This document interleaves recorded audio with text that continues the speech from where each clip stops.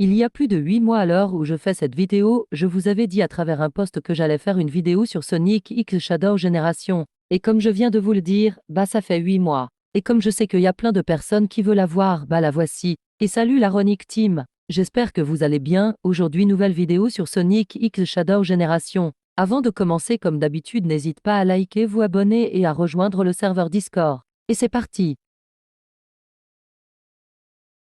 Sonic X Shadow Generation est à la fois une version améliorée de Sonic Generation et une nouvelle expérience centrée sur Shadow the Hedgehog. Le principe est globalement le même, revisiter des niveaux cultes de la saga avec un mélange de gameplay 2D et 3D. Mais cette fois, on a en plus une campagne entièrement dédiée à Shadow, avec une ambiance plus sombre. Sur le papier, c'est une excellente idée, parler à la fois aux anciens fans et aux nouveaux joueurs. Dans les faits, c'est réussi, mais pas totalement équilibré.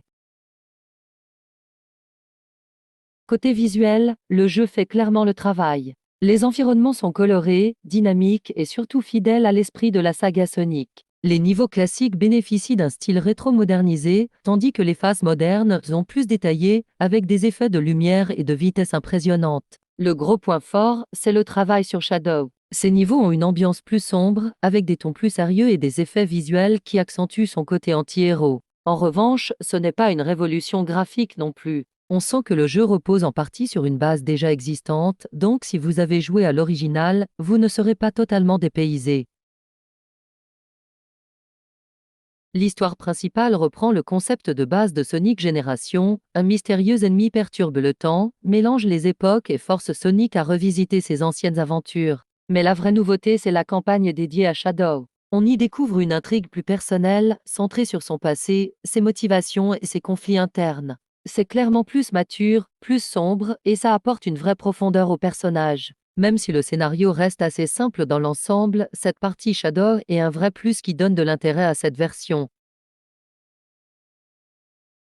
Côté personnage, on retrouve évidemment Sonic sous ses deux formes, classique et moderne. Mais la star ici, c'est Shadow. Il est plus travaillé que jamais, avec une vraie mise en avant de sa personnalité, solitaire, déterminée et parfois même tourmentée. Les personnages secondaires sont présents, mais restent assez en retrait. Ils servent surtout à soutenir l'histoire sans vraiment évoluer. Donc, si vous cherchez un développement poussé pour tout le casting, vous risquez d'être un peu déçu. En revanche, pour les fans de Shadow, c'est clairement une réussite.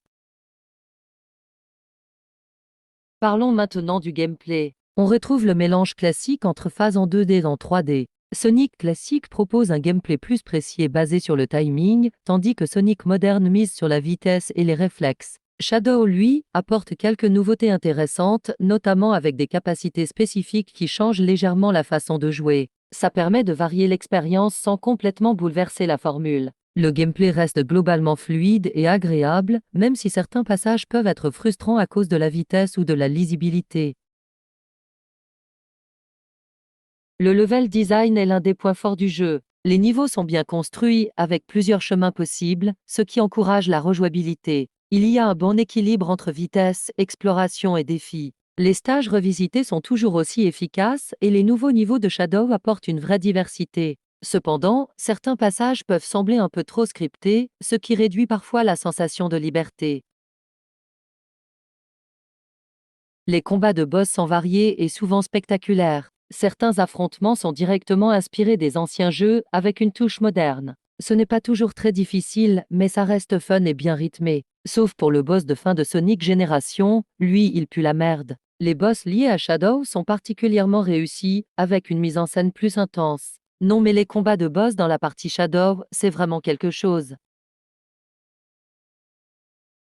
En conclusion, Sonic X Shadow Generation a une excellente revisite d'un classique, enrichi par une campagne dédiée à Shadow qui apporte un vrai plus. Le jeu brille par son gameplay efficace, son level design solide et sa direction artistique réussie. Même si l'histoire reste simple et que certains aspects auraient pu être plus approfondis, l'ensemble est très convaincant. Que vous soyez fan de longue date ou nouveau joueur, c'est clairement un titre à essayer. Merci d'avoir regardé la vidéo, encore désolé pour les 8 mois d'attente, dites-moi en commentaire ce que vous pensez du jeu et bye la Ronic Team.